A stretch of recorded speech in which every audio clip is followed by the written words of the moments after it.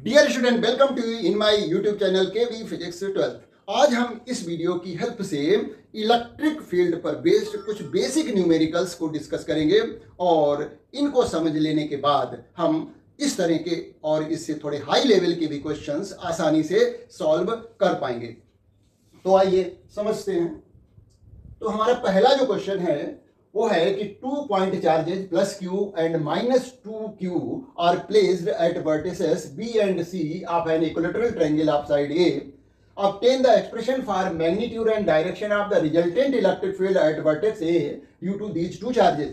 तो ये charge plus Q और माइनस 2q जो कि वर्टेक्स बी और सी पर रखे हैं, ये जो चार्ज हैं पॉइंट ए पर यानी वर्टेक्स ए पर कितनी इलेक्ट्रिक फील्ड प्रोड्यूस करेंगे, उसका मैग्नीट्यूड क्या होगा वो हमें पता करना है। क्योंकि इलेक्ट्रिक फील्ड एक वेक्टर क्वांटिटी है तो हमें इनको यानी field produced by charge at point B और field produced by the charge at point C की डायरेक्शन पता होनी चाहिए और उसके बेसिस पे हम फिर parallelogram law of vector addition apply करके नेट इलेक्ट्रिक फील्ड पता करेंगे। तो देखिए, पहली तो डायरेक्शन पता करने के लिए हम ए पॉइंट पर एक पॉजिटिव चार्ज एज्यूम कर लें, है ना, और देखें कि उस पॉजिटिव चार्ज पर ये गिवन चार्ज की वजह से इस डायरेक्शन में फोर्स लग रहा है। हमने एक पॉजिटिव चार्ज एज्यूम किया और देखा कि ये पॉजिटिव चार्ज इसको रिपेल करेगा, मतलब इसकी जो इलेक्ट्रिक फील्ड होगी पॉजिटिव चार्ज की प्लस क्यू की, वो इस डायरेक्शन में होगी जिस डायरेक्शन में इस पर रिपल्सिव फोर्स लग रहा होगा, किस पे, यूनिट पॉजिटिव चार्ज पर, है ना। तो ये हो गई हमारी ई बी की डायरेक्शन, ठीक है।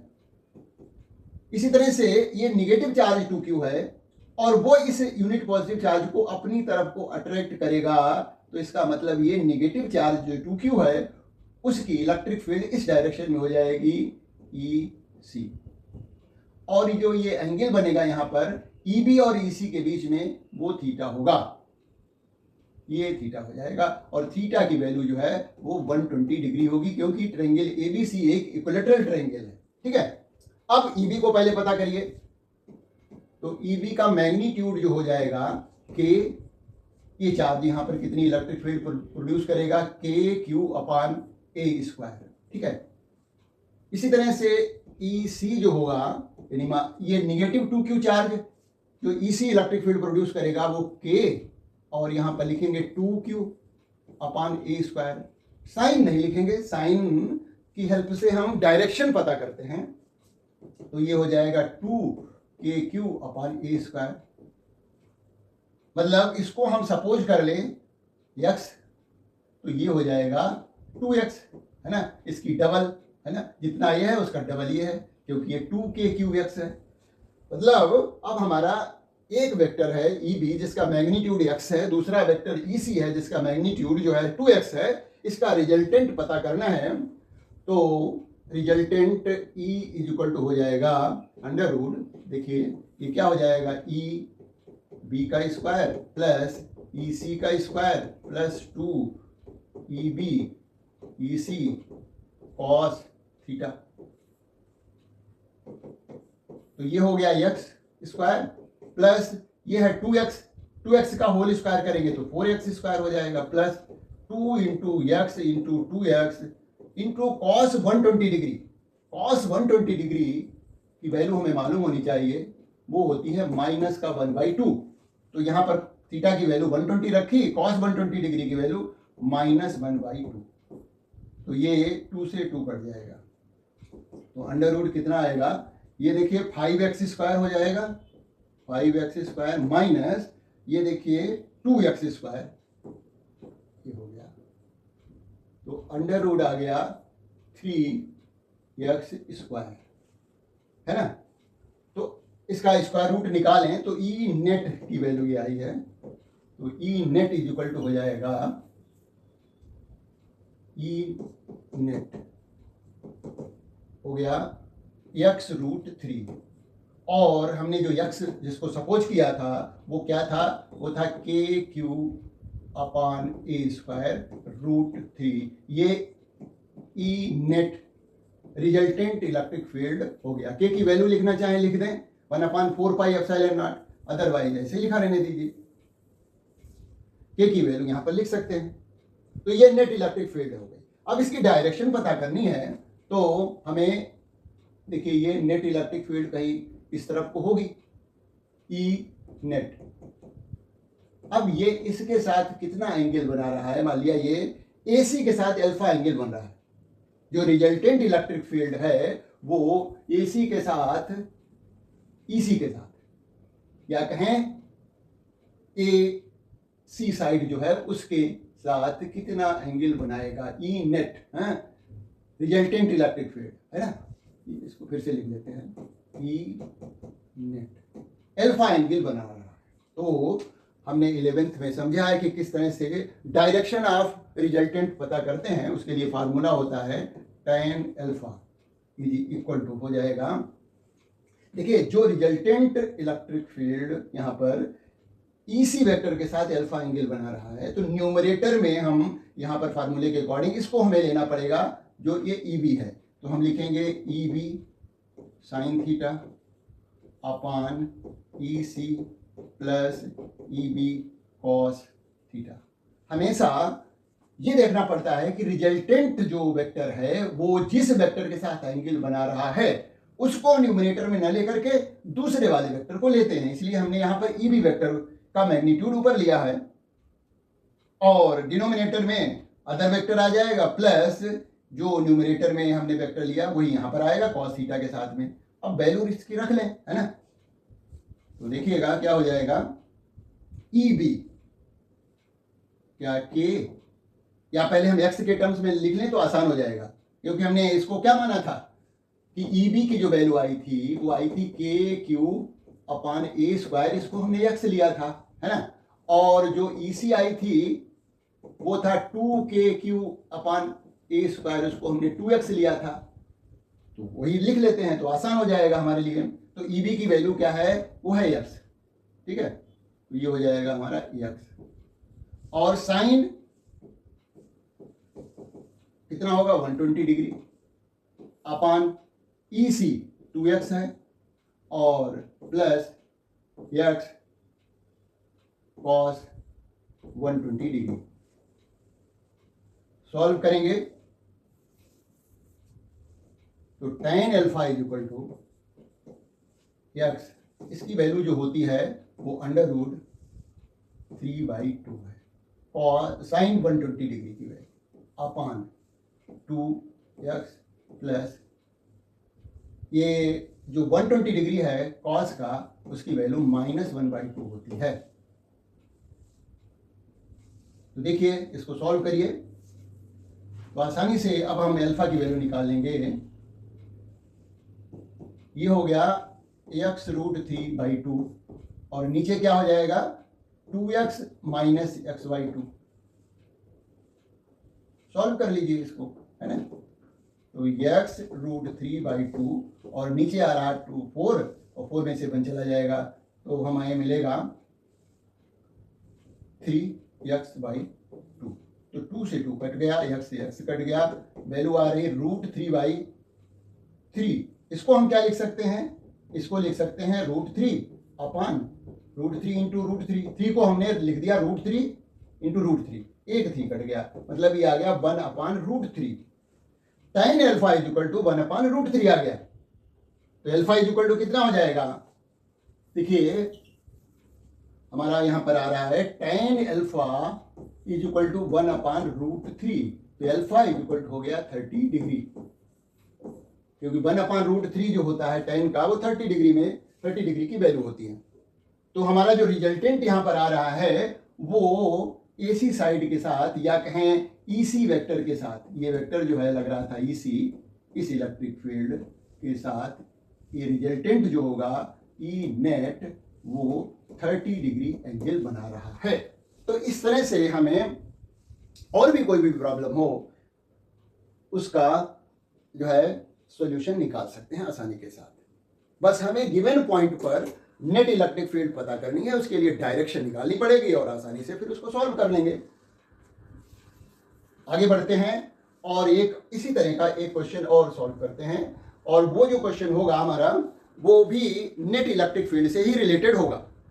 वहां पर हमने चार्जेस को ले रखा है एक स्क्वायर के वर्टेक्स को पर। हाँ, तो देखिए यहाँ पर ये है, what is the resultant electric field at the centre of square of side 10 centimetre as shown in figure.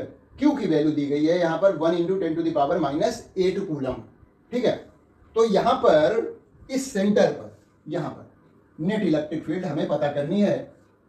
तो तरीका वही होगा कि जो डिफरेंट चार्जेज हैं वो यहाँ पर जो इलेक्ट्रिक फील्ड प्रोड्यूस कर रहे हैं उनकी डायरेक्शन क्या होगी।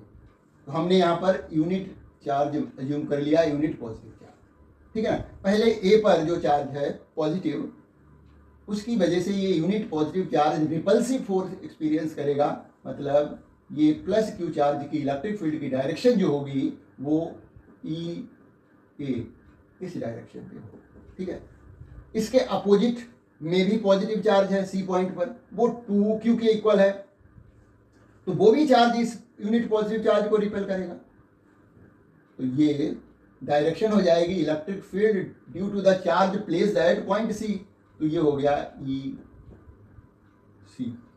देखिए ई सी और ई ए दोनों अपोजिट डायरेक्शन में हैं और हमें जैसा पता लग रहा है कि ई सी का मैग्नीट्यूड डबल होगा ई ए के मैग्नीट्यूड से। तो इस डायगोनल एसी के अलोंग जो नेट इलेक्ट्रिक फील्ड होगी वो किस डायरेक्शन में होगी, ईसी के डायरेक्शन में होगी, जिस डायरेक्शन में ईसी लग रहा है, क्योंकि ईसी ग्रेटर देन ये है। तो एसी के अलोंग, डायगोनल एसी के अलोंग एसी, तो नेट इलेक्ट्रिक फील्ड की डायरेक्शन जो होगी किस डायरेक्शन में होगी, ईसी के अलोंग, ऐसे है ना। इसको फिगर में फिर से बता देंगे, तो वो हो जाएगा ई सी माइनस ई ए। ठीक है, अब बात करते हैं बीडी डायगोनल के अलोंग। ये निगेटिव चार्ज है, उसकी वजह से ये चार्ज जो होगा प्लस क्यू वाला अट्रैक्ट होगा, तो ये हो जाएगा ई बी इलेक्ट्रिक फील्ड। और ये यूनिट पॉजिटिव चार्ज ये माइनस क्यू चार्ज की वजह से भी अट्रैक्ट होगा, तो ये हो जाएगा ई डी। देखिए ई बी और ई डी भी अपोजिटली डायरेक्टेड हैं, तो ये भी सब्ट्रैक्ट होगा, क्योंकि direction by as vector oppositely directed है। तो net electric field along B D diagonal निकालना होगा तो वो सब्ट्रैक्ट करके निकलेगा। तो अलोंग बी डी जो नेट इलेक्ट्रिक फील्ड की डायरेक्शन होगी वो देखना पड़ेगा लार्जर वेक्टर कौन सा है, ई बी है या ई डी है। तो ई बी जो है, क्योंकि वो -2q चार्ज की वजह से है, तो E B will be greater than E D.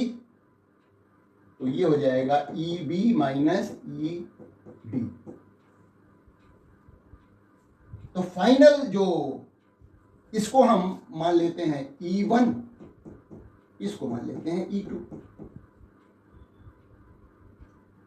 तो फिगर हमारी क्या बनेगी, अब देखिए BD के अलोंग जो EB वाली वेक्टर जो है लार्जर है, तो E2 की डायरेक्शन ये हो गई, E2 हो गया इस डायरेक्शन में।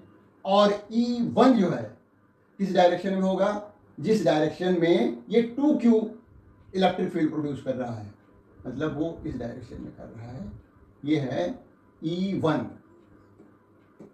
ये E1 है, ये E2 है, दोनों के बीच में 90 डिग्री का एंगल होगा, रिजल्टेंट निकाल लेंगे। तो ये प्रोसेस है। तो पहले तो EC निकालो, EC, क्योंकि EC ग्रेटर है E, तो EC निकाल लेते हैं।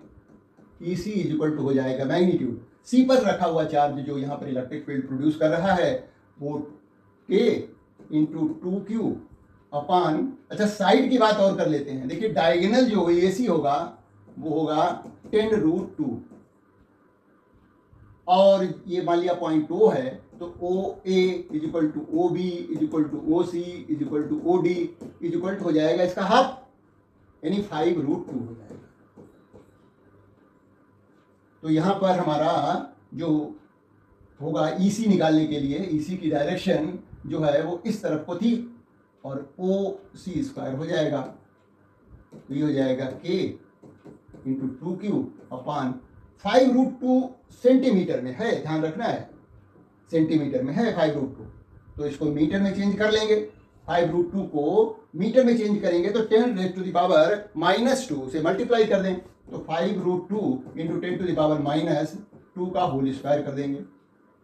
तो इस तरह से सॉल्व करें तो वैल्यू रखनी पड़ेगी हमें, है ना, सभी की, क्योंकि वैल्यू भी मालूम हमें, तो रख देते हैं 9 इंटू 10⁹ इंटू 2 इंटू 1 इंटू 10⁻⁸ अपान इसका होल स्क्वायर करेंगे तो 25 या 50 इंटू 10⁻⁻4। अब इसको सॉल्व करें तो ये देखिए 18 हो जाएगा ऊपर नंबर और नीचे हो जाएगा 50 इंटू 10 की पावर कितनी होगी 9 -8 + 4, ये ऊपर जाएगा तो 4 हो जाएगा। तो 18/50 इंटू 10⁻, देखिए ये 5 हो गया, है ना, 1 यहाँ पर 10⁵। तो 10⁵ है, एक जीरो भी नीचे लिखा हुआ है, तो उस जीरो कट कर देंगे, मतलब 18/5 इंटू 10⁴ हो गया। ये डिवाइड करें तो 5 3 जा 15 और 5 30, ये आ गया ईसी की वैल्यू। सभी वैल्यूज हमें एसआई यूनिट में रखनी पड़ती है, क्योंकि 9 इंटू 10⁹ जो है वो एसआई यूनिट में है। तो ईसी की वैल्यू हमें पता लग गई है, वो आई है 3.6 इंटू 10⁴ न्यूटन पर कूलम। तो इसी तरह से हम इसको निकालें ई ए की वैल्यू, तो ई ए निकालने जा रहे हैं। ई ए, तो ई ए कौन प्रोड्यूस कर रहा है, जो चार्ज ए पॉइंट पर रखा हुआ है वो प्रोड्यूस कर रहा है। तो E A is equal to हो जाएगा, ई ए इज इक्वल टू हो जाएगा के क्यू चार्ज है अपान, तो डिस्टेंस तो वही होगी 5√2 इंटू 10⁻⁻² का होल स्क्वायर वैल्यू रखनी है हमें। देखिए 9 इंटू 10⁻9 इंटू क्यू तो की वैल्यू दी गई 1 इंटू 10⁻⁸ अपान 50 इंटू 10⁻⁴। सॉल्व करें तो उसी तरह से 9/50 इंटू 10⁻⁹ -8 + 4, है ना। तो यहाँ भी वही चीज अप्लाई होगा कि ये हो गया 50 और 10⁵ आ रहा है, एक जीरो कट जाएगा 5 से, 9/5 इंटू 10⁴, यानी जो इलेक्ट्रिक फील्ड ये 2Q वाला चार्ज प्रोड्यूस कर रहा था उसकी हाफ इलेक्ट्रिक फील्ड जो है ये प्रोड्यूस कर रहा है। तो इसकी वैल्यू आ रही है, इसको डिवाइड कर दीजिए तो 1.8 इंटू 10⁴, ये आ गई ई ए। तो ई ए की वैल्यू आ गई है इसका हाफ 1.8 इंटू 10⁴ न्यूटन पर कूलम। इसी तरह से इधर जो बीडी के अलॉन्ग जो चार्जेज रखे हुए हैं वो भी साइन डिफरेंट है, ये -Q है, ये +Q है, वो ये -Q है, ये -2Q है। तो इलेक्ट्रिक फील्ड की जो वैल्यूज आएंगी वो इसी तरह की आएंगी, है ना। मतलब ईबी की वैल्यू कितनी आएगी, वो 3.6 इंटू 10⁴ आएगी, और ईडी की वैल्यू जो आएगी वो 1.8 इंटू 10⁴ आएगी, है ना। तो हम इसको डायरेक्ट लिख देते हैं, उसको कैलकुलेट करने की बजाय हम जो है वैल्यू लिख दे रहे हैं डायरेक्ट, है ना। ई बी जो आएगी वो आएगी 3.6 इंटू 10⁴, और ई डी जो आएगी वो 1.8 इंटू 10⁴। तो E1 निकालिए, E1 इज इक्वल टू है, ये लिखा हुआ है EC माइनस EA करेंगे, EC माइनस EA करेंगे तो आएगा 1.8 इंटू 10⁴, और सिमिलरली E2 पता करना है तो वो हो जाएगा EB माइनस ED, वो भी 1.8 इंटू 10⁴ आ जाएगा। अब ये दो E1 और E2 जो वेक्टर्स हैं वो आपस में 90 डिग्री एंगल पे एक्ट कर रहे हैं, तो इनका रिजल्टेंट पता करना है। तो E इज इक्वल टू हो जाएगा √E1² प्लस E2², और दोनों ये मैग्नीट्यूड वाइज इक्वल है, यानी जितना E1 है उतना ही तो E2 भी है। इसका मतलब यदि ये x है तो ये भी x हो गया, तो x square plus x square, तो ये हो गया अंडर रूट 2x स्क्वायर, तो x रूट 2 हो गया। x की वैल्यू रख दीजिए, है ना। तो इस तरह से ई नेट, ये नेट इलेक्ट्रिक फील्ड है, ई नेट की वैल्यू आ जाएगी, x हमने जिसको सपोज किया है वो ये है 1.8 into 10 to the power 4, 1.8 into 10 to the power 4 root 2, x root 2 है तो ये x रूट, मतलब आ गया 1.8 root 2 into 10 to the power 4 newton पर कूलम। ये रिजल्टेंट इलेक्ट्रिक फील्ड हो गई at the centre of square. तो कुछ ऐसे ही क्वेश्चन की प्रैक्टिस कर लीजिए, सभी बुक्स में होते हैं क्वेश्चन। अब हम एक क्वेश्चन और डिस्कस करेंगे, वो भी बहुत ही बेसिक और इंपॉर्टेंट क्वेश्चन है। क्या है कि 2 point charges of 16 microcoulomb and -9 microcoulomb are placed 8 centimetre apart in air. Determine the position of a point at which the resultant electric field is 0। देखिए यहाँ पर जो चार्जेज हैं वो अपोजिट नेचर के चार्ज हैं। सेम नेचर के charge होते, यानी दोनों पॉजिटिव होते या दोनों नेगेटिव होते, तो नेट इलेक्ट्रिक फील्ड कहीं ना कहीं इन दोनों चार्जेस के बीच में 0 हो सकती थी। ये बहुत इंपॉर्टेंट पॉइंट है। जब अपोजिट नेचर के चार्ज हों तो नेट इलेक्ट्रिक फील्ड कभी भी इन दोनों चार्जेस के बीच में कहीं नहीं हो पाएगी। कहाँ होगी? वो चार्जेस के राइट साइड में या लेफ्ट साइड में है। और एक बात और बहुत इंपॉर्टेंट है, वो क्या है? Note always take the position of neutral point, मतलब वो पॉइंट जहां पर नेट इलेक्ट्रिक फील्ड 0 हो रही है, from the charge whose magnitude is small. जिसका मैग्नीट्यूड स्मॉल है उस तरफ पॉइंट लीजिए, न्यूट्रल पॉइंट को। हमें न्यूट्रल पॉइंट भी तो पता करना है कि जहां पर नेट इलेक्ट्रिक फील्ड 0 हो, तो मैग्नीट्यूड इस चार्ज का स्मॉल है, तो हमने ये पॉइंट पी लिया है जहां पर नेट इलेक्ट्रिक फील्ड 0 होगी, और वो इस वाले चार्ज से x डिस्टेंस पे है। अब इन दोनों चार्जेस के बीच में जो डिस्टेंस दी गई है वो 8 सेंटीमीटर की दी गई है। अच्छा, यहां पर इलेक्ट्रिक फील्ड 0 है, कैसे पता लगा? देखिए, पता लगाने का तरीका वही है। यूनिट पॉजिटिव चार्ज हमने यहां पर कंसीडर किया, निगेटिव जो चार्ज है वो इसको अट्रैक्ट करेगा, तो इसकी वजह से इलेक्ट्रिक फील्ड ये हो जाएगी। ये पॉइंट ए ले लेते हैं, इसको बी ले लेते हैं, तो ये हो जाएगी इलेक्ट्रिक फील्ड ई बी हो गया।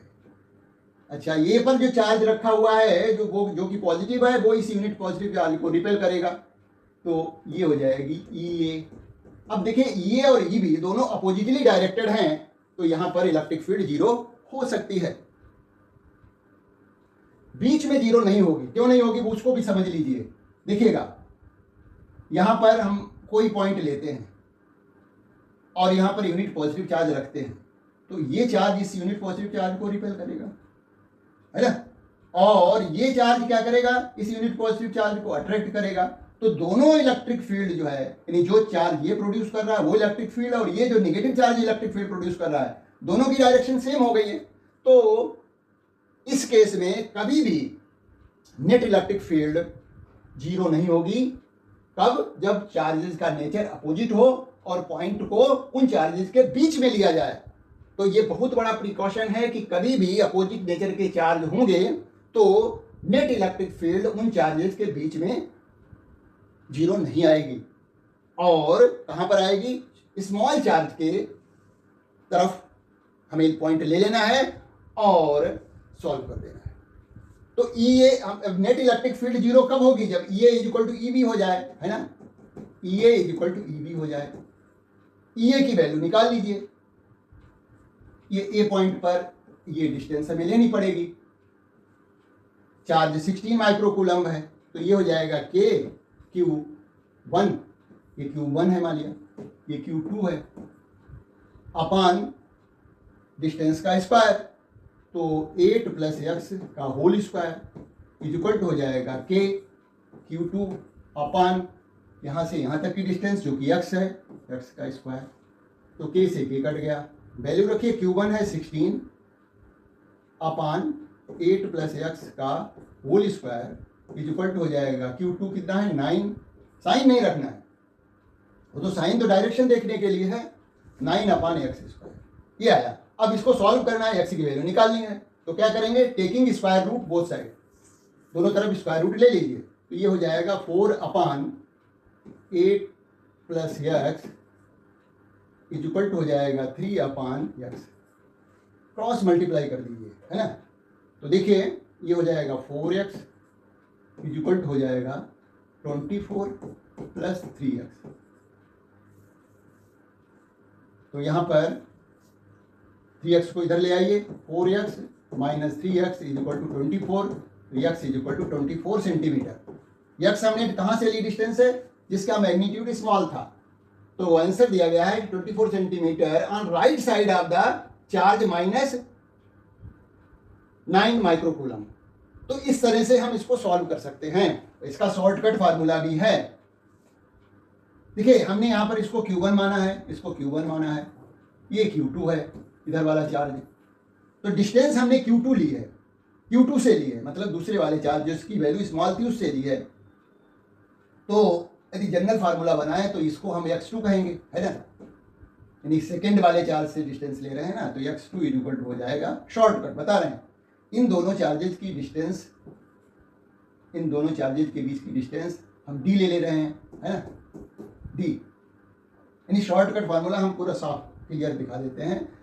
देखिए इसको हमने मान लिया Q1, इसको मान लिया Q2, डिस्टेंस हम यहाँ पर ले रहे हैं, ये हो गई x2 और ये डिस्टेंस d है।